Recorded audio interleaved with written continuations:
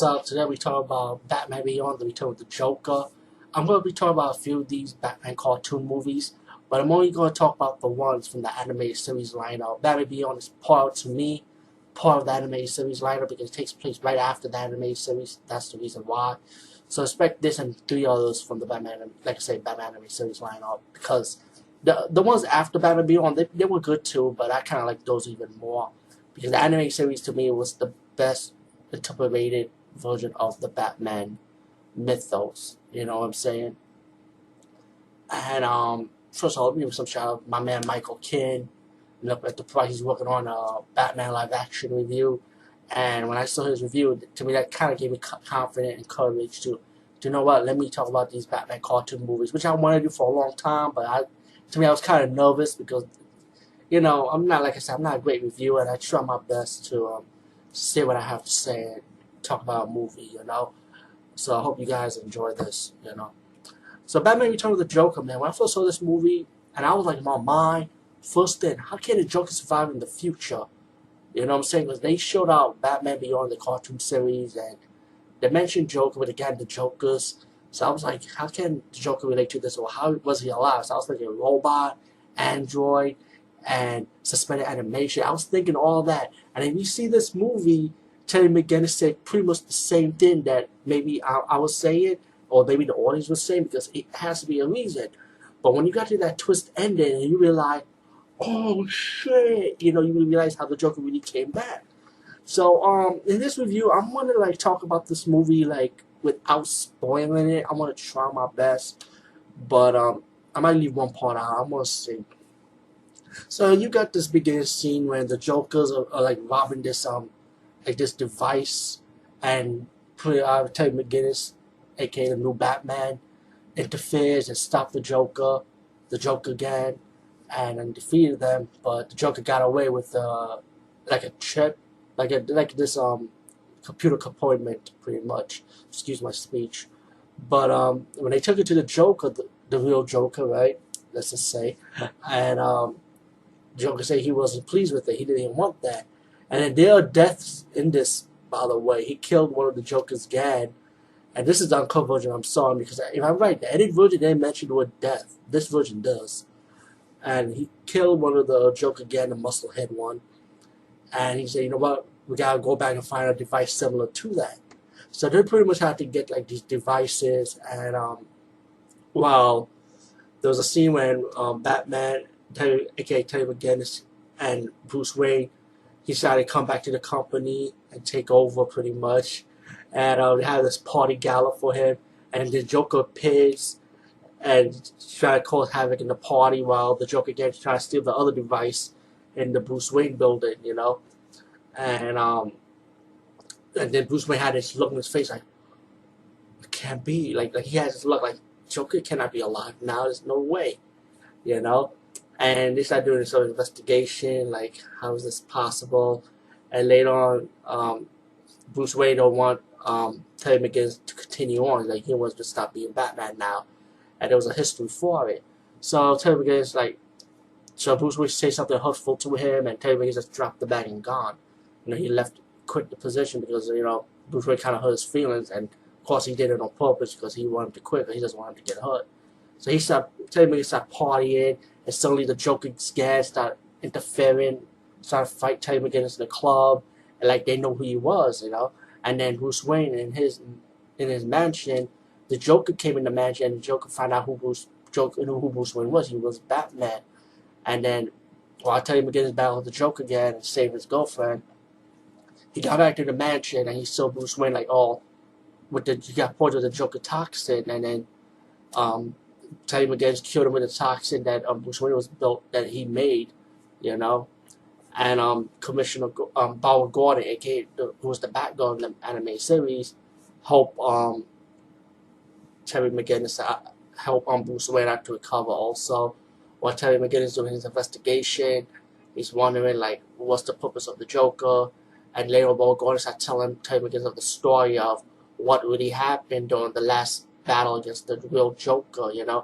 How he kidnapped Tim Drake, and he made Tim Drake into a little baby Joker just like him, like a little Joker Jr., and it was like fucked. It affected Batman, affected Batgirl, and it means then you get this battle when Joker defeated Batman, and he told Tim Drake, who was turned into a little Joker, to kill Batman, but the little Joker has some memories, and he killed the Joker instead. So that's how the Joker died in the flashback. The original Joker, the original Joker, like.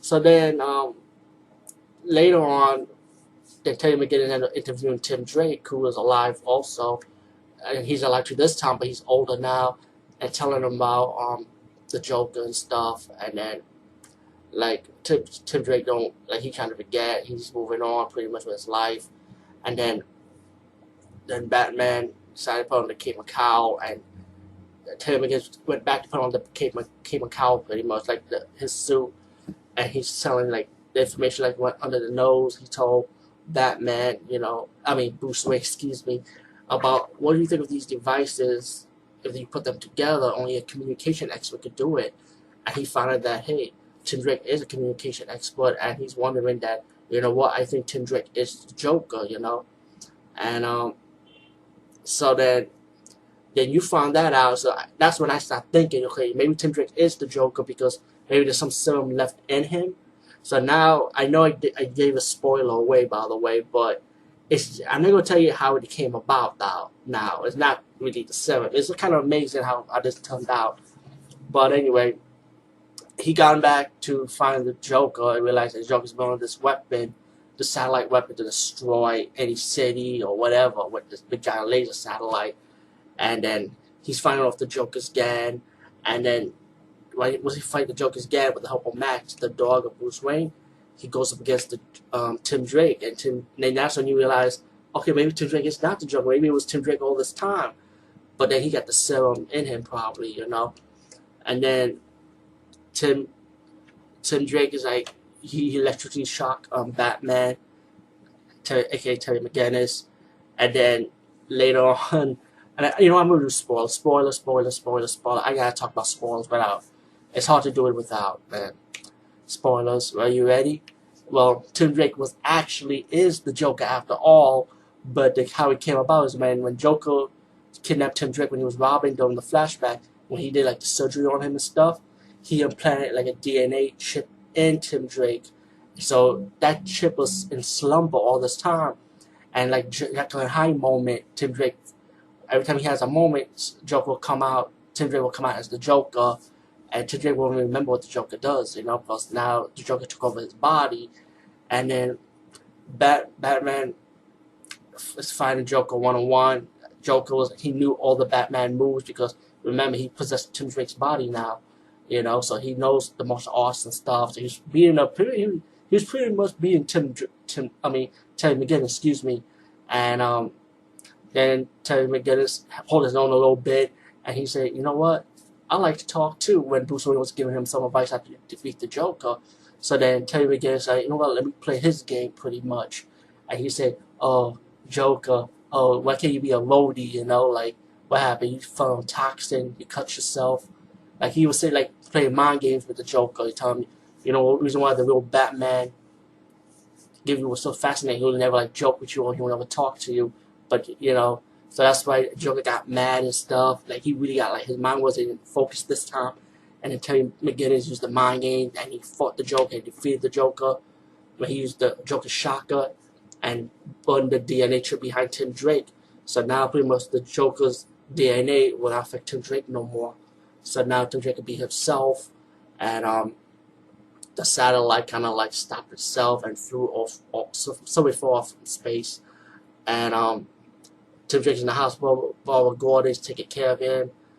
Bruce Wayne comes in and talks to Tim Drake, after all these years, and gave Terry McGinnis advice that, what, it's not the Batman, it's you. You are the Batman. Like pretty much like you make Batman, not Batman doesn't make you.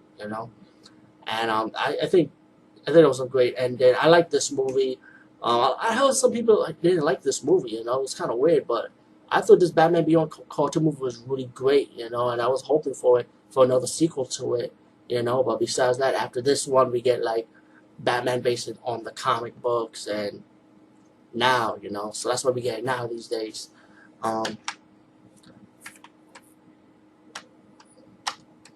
Sorry.